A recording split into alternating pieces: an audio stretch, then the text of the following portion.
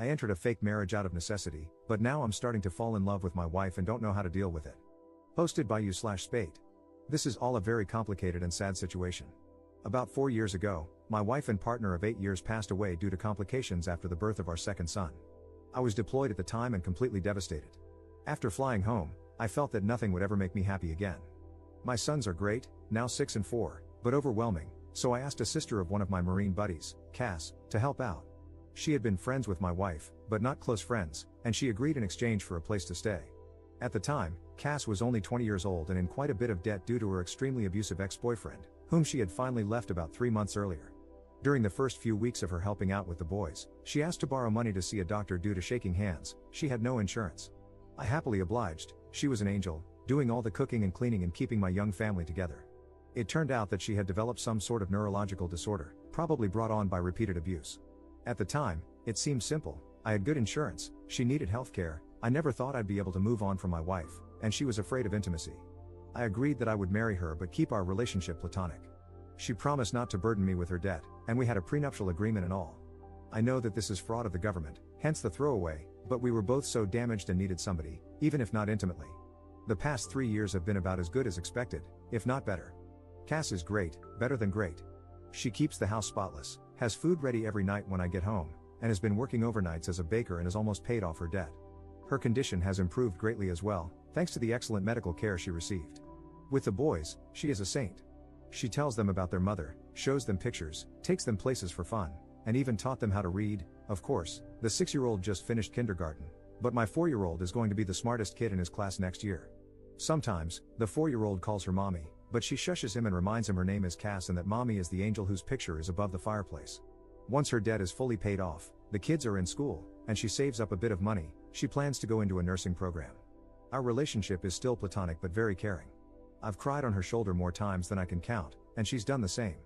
One night, I was very stressed out and yelled at her about something pretty inconsequential. She had taken my sons to see Santa without me. She, of course, became quite frightened, but we worked it out, and I even offered to pay for her to see a counselor. She didn't. That was 2 years ago, and while we've had minor fights since then, we've been able to work through them. She seems to understand me whenever I'm hurt, upset, or angry, and she's calming in a way that I can't explain. The problem, Reddit, is that I think I might be falling for her. I've been noticing little things, her scent, her smile, her laugh. The way she smiles with her eyes when she sees me, how much my boys love her. Not to mention that she's gorgeous, hardworking, and one of the strongest people I've ever encountered. A few nights ago, I almost kissed her after we had put the boys to bed, and her hugs goodbye have started lasting a little bit longer. The other day, she was taking a nap in my bed, she was washing her sheets, and I wanted to join her. Not to have sex with her, just to lay with her, hold her, and kiss her. I don't know what to do or how to even bring this up. It's been 4 years since my wife died. I can only think of a quote from A Song of Ice and Fire in which a character says, "When the sun has set, no candle can replace it," meaning that since his true love has died, nobody could replace her. That's how I used to feel, but there have been days when my thoughts are occupied with Cass, and I haven't even thought about my wife. I feel bad about it, and I still miss her, but I never thought I'd be able to move on. I feel guilty and disloyal. At the same time, I want her, not just sexually or physically, but romantically. I want to be intimate with her, not just as friends. I don't know how to bring it up. I don't want to scare her or make her uncomfortable, but this is becoming more difficult than I could have ever imagined. I was thinking about asking her to get dinner, just the two of us, and bringing it up. But what if she refuses? How can I gauge her interest? If it means anything, the other day she was having a hard time with the boys, they were restless and out of hand, so I brought her home some of her favorite flowers. She was extremely giddy, gave me another lingering hug, and even gave me a quick kiss on the lips. I was taken aback, but she pranced around, finishing dinner and putting the flowers in a vase. What does this mean? Edit. Screw it. It's been an hour on here, and you've convinced me to tell her.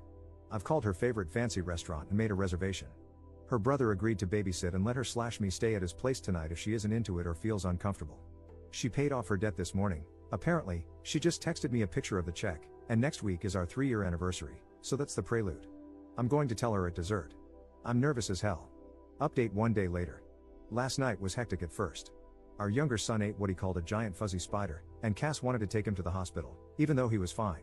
Her brother, we'll call him Joe, told her he'd take care of it and basically forced her out of the house to celebrate getting out of debt. She really didn't seem like she wanted to go. At all. I was getting nervous. We got to the restaurant pretty early, but luckily, they had a table. She ordered wine, which was odd because she hasn't drunk much since breaking up with her ex, but I figured it was a time to celebrate. We made small talk for a while, but it felt forced, and I knew I had to tell her soon. Before the entrees even came, I said I had something to talk to her about. She didn't smile and told me, "I know." Joe told me. My goddamn heart almost stopped. That prick. I hurriedly told her I was so sorry, that I didn't want her to find out that way, and I had wanted to tell her myself. She shook her head, frowned, and said it was okay. She just wanted me to be happy and said I deserved it. I told her I didn't want to stress her out or make her uncomfortable, but I needed to tell her and see how she felt, and that it was completely up to her. She gave me a look and said that, actually, it was up to me, and I should just do what made me happy. She mentioned she was probably going to move out after her program ended and promised to stay out of the way until then. That's when I realized something was off and asked what the hell Joe had told her. She said he told her I wanted to take her out to dinner to tell her I'd started developing feelings for a girl and wanted to ask her permission to ask this girl out. It was then I realized Joe had set me up for the most climactic pickup line ever to exist. Our entrees came, I had shrimp and pesto gnocchi, and she had crab legs, for you detail lovers, and I explained that, yes, I'd started developing feelings for a girl, I just didn't want it to mess up what we had. She said it wouldn't mess anything up, that she still loved the boys, and that she'd take care of them in the house. I then explained that I wasn't going to ask the girl on a date, though, and she asked incredulously why not. Then I dropped the smoothest line I've ever dropped, because I'm already on a date with her. Right? Thanks, Joe. He must have known about the movie I had planned and really wanted that line. She gave me this look, the same one she gives my sons when they say things like, "I'm going to the mall by myself," or "I have a girlfriend named Tammy." Then she looked away, smiled, shook her head, and asked, "Really?" I nodded and told her I cared about her more than anybody else alive, other than my sons, that I loved our family, and that I'd fallen in love with her. She took a drink of wine, rolled her eyes, and said, "About freaking time, Alex." I'll never forget what happened next. Maybe it was a faux pas, but I leaned across the table and kissed her, spilling her wine. But neither of us cared, and we kissed for about a minute before she told me to get off her before her crab legs got cold. She was joking, but not, you'd have to know her. After leaving the restaurant, we got ice cream, sat around, and kissed some more before heading home. Joe was sitting on our couch watching one of those VH1 dating shows with a crap-eating grin on his face. Cass ran in, screaming at him that he ruined everything and that she was going to have to move in with mom now. We let him believe it for about 5 seconds before bursting into laughter. He shook my hand, told me the boys were sleeping, and left. I picked Cass up, kissed her, and carried her to my room, where we, well, made out for like 2 hours and snuggled the hell out of each other. She isn't ready for anything else but emphasized yet. I'll give her all the time in the world. At one point, the youngest came in because of a nightmare and brought his dog, a golden retriever puppy, claiming the doggy was scared. So, of course, we let him in. I woke up early to make everyone breakfast, and, of course, deliver it, and am about to go kiss my wife goodbye before asking my boss for the second half of the day off to spend more time with her while the boys are at school and preschool. Sorry I haven't replied to everything, I was a little busy, but thank you all for the support. Second update 2 months later. Hey everybody. I hope your workday is going well. My day has been crazy, but everything has been going wonderfully lately. It was somewhat strange at first explaining it to our friends and family, but most of them had already caught on, including my sons, who act as if nothing has changed. I'm pretty sure the little buggers knew the entire time. Anyway, last night I came home, and Cass was out of it. Dinner was burnt, which is no big deal, I can't cook well either, but it's out of character, and she was drinking lightly, only 1 or 2 glasses of wine. I asked her what was wrong, obviously concerned, and she told me that her ex-boyfriend, 30M, got parole last week. I was flabbergasted, as she should have been able to testify at his parole hearing, I believe. Apparently, the crime for which he was incarcerated was unrelated to the abuse, which I had always assumed was the reason, but Cass had been one, assured it would put him away for at least a decade, and 2, far too afraid to testify against him or press charges. Apparently, he'd been arrested for this felony, and while he was being held, he asked her to post bail. Instead, she asked my first wife for help moving out and moving on. I don't know what to do. I don't think we have any legal way to put him back in prison. She knows she should have gone to the police and feels guilt-ridden and upset about it now. I know she's going to be safe because if he tries to contact her, I'll take legal action to ensure he doesn't come near her. I've taken off work today, but I've promised that even when I go back, I'll have my buddies stopping by throughout the day. But I don't know how to make her feel safe. I've contacted my lawyer about filing a restraining order, and he said it shouldn't be too hard, but she's a mess. I just don't know how to make her believe that she's safe. I doubt this piece of crap will come around, but I know what I'll do if he tries. Third update 1 year 3 months later.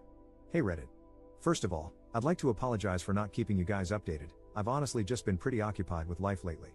Last night, I had trouble sleeping. I was browsing the internet when an article about Reddit popped up, And I thought, I wonder how those nice people are doing. Then I signed in and realized that a lot of you really care about how my life is going with Cass. The answer is, pretty well now. Things got tough for a while when her ex was released from prison last year, though. She was so afraid that he'd contact her. Until he did. I remember that night like it was 5 minutes ago. Somebody rang our doorbell, and the oldest son answered. He asked for Cass. She told the boys to go upstairs, gave me a look, and I knew. But she didn't look scared. The crapstain apologized, begged for forgiveness, and asked for a second chance. She was so brave. I wanted to kill him, but she told him no and asked him to leave. He did, and he tried to contact her a few more times before we got an order of protection against him. Last I heard, he moved upstate to live with his dad or something. Around this time, her brother Joe also got into a really bad car accident and ended up having to move in with us for a while. He's a great guy and one of my best friends, so we didn't mind, but it was a stressful time. About 7 months ago, we finally, consummated our marriage, I guess you could say. The boys are doing great and are really happy. Cass got a pretty good job, although I think she's working too much overtime, and loves it. We're expecting our first child in February and couldn't be more excited. You could say that life is pretty good. Fourth update 7 months later. It's a girl. Sorry for not updating, it was a pretty rough pregnancy, and Cass has put her foot down about wanting more. I guess 3 is enough, but everything turned out great. Little Therese was 21 inches and 9 pounds at birth, and as bald as I am. She's way easier than the boys were, she hardly ever cries and is the most photogenic baby ever. Our youngest son is completely smitten and always tries to help, it's less cute than you'd think. Joe is also doing okay. His back is still bothering him, but he's dating a girl who actually went to my high school, 2 years younger than me, though. He's pretty happy with her, and we're all very happy for him. Other than new fatherhood, not much to update. I'm home watching the baby today while Cass is out, so I should be around for a while. Fifth update 9 years 9 months later. Hey guys, it's definitely been a minute.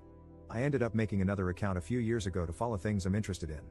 Don't get me wrong, everyone was nice enough, but I kind of just wanted to start over with an account where nobody could easily find my life story, lol. I'd see this account pop up every few years and always think about updating, but there was either nothing huge to update anyone on, or I just wanted to step away from it, I guess. Sometimes it felt like my life was being overshadowed by this great love story that everyone thought represented every moment of my life. Then they made a movie, and no, I wasn't involved, didn't see it, and I'm not going to. I guess the happy updates are that we did end up having another baby, unplanned, but we love him so much. I had kind of put off getting a vasectomy but took care of that right after. Cass finished school and has a great job where she's moved up a lot, actually. I got out of the military and have been working a civilian job. Our dog passed 3 years ago, but we got another puppy a few months ago. The older boys are doing great in high school and sports, they both made varsity their freshman year and are so kind. Our younger two are also doing great, happy and healthy. I got a new job during COVID and love it. Her condition continued to improve and is now completely managed with therapy and medication. The bad updates, I'll start with the worst one, which is that Cass's brother passed away 4 years ago. He got into some trouble about a decade ago and never really got himself back together. We were both devastated. It felt like everything went gray in our lives, and we were struggling to stay afloat emotionally, if that makes sense. I threw myself into work and one of my hobbies, and she became severely depressed, even quitting her own hobby to focus on work and the kids. After a while, we were basically just roommates raising kids together. I don't know. Hindsight is 20/20, and I think we just didn't focus on each other because we were too focused on ourselves. About 7 months ago, I asked for a separation and moved out. She was devastated and didn't agree with it at first, but eventually, she accepted it. I didn't cheat on her, but I definitely saw how other marriages in our friend group worked and realized that she barely asked me about my day, my hobbies, or anything anymore. Everything we talked about was bills, kids, or adult responsibilities, not the fun things we used to do even when we had kids.